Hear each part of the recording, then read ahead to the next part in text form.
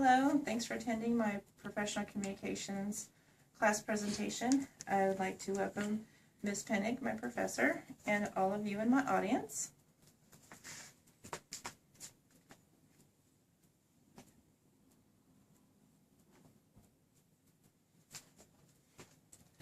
I would like to offer all of you a job, but do you have a resume? My resume presentation is going to show tips for creating your own personal marketing tool. It's the best way to advertise your skills to a potential employer. But where should we begin? A good idea is to create your resume for the job that you're applying for. For example, if you're going to be applying for a job at a medical supply store, you can list your knowledge of medical coding and information at the top of your resume to show the potential employer that you know more about the job. You can also list in your job knowledge, look up the DOT, the Dictionary of Occupational Titles. Yana Parker's book, The Damn Good Resume Guide, talks about the list of occupational titles. It gives you a great idea of what the job is about. It'd be helpful in your job search. Next is to list your experiences. Usually about 3 past jobs is good. Include the company name and contact information and dates that you worked there, and give a summary of your skills and abilities and things that you learned while you were there. Next you could do is list your education and list your achievements, your diplomas, degrees, any extracurricular activities, any skills that you learn at school that may help you in your job. And don't worry if you're too young, because you can always add volunteer work or hobbies. But how should your resume look? Let's talk about styles and structures. Infographics resumes are bright and they show designs. A new creative approach to doing a resume, what people are going for now, is to be noticed in a stack full of resumes that are plain and boring. But they're not considered traditional resumes, and some companies still prefer the traditional style. What's different about traditional? Traditional, they're considered the more professional approach. They are clearly organized and they are easy to read.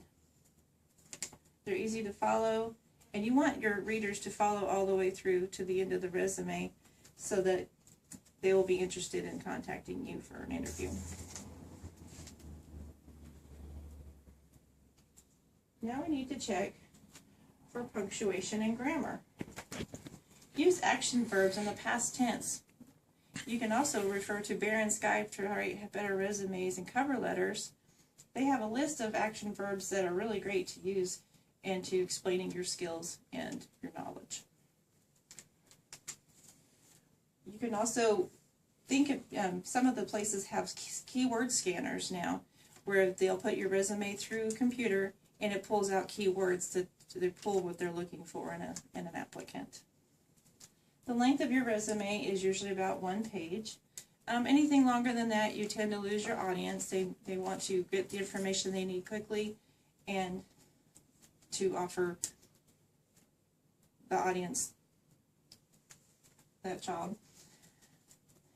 You want to decide whether chronological versus functional is best for you. Chronological is where you can list your jobs, your skills in your job, where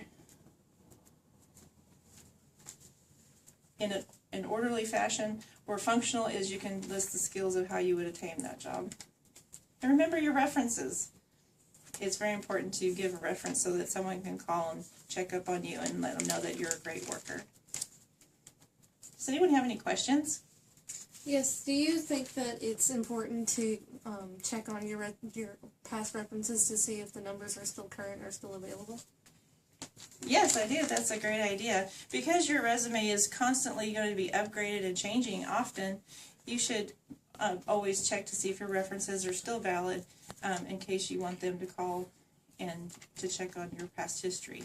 And letters of recommendation are always encouraged if you can get them. And so, if you just start doing what's necessary and then what's possible, and suddenly you're already doing the impossible. By Frank, quote from Frank says of Asasi, great idea, because you can do a resume, you can get the great job that you want.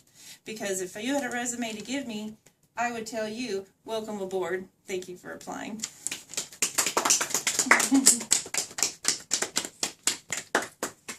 Thank you for coming to my presentation, and I hope you learned how to do a resume. And if you have any questions, I will be available after our presentation is through. Thank you.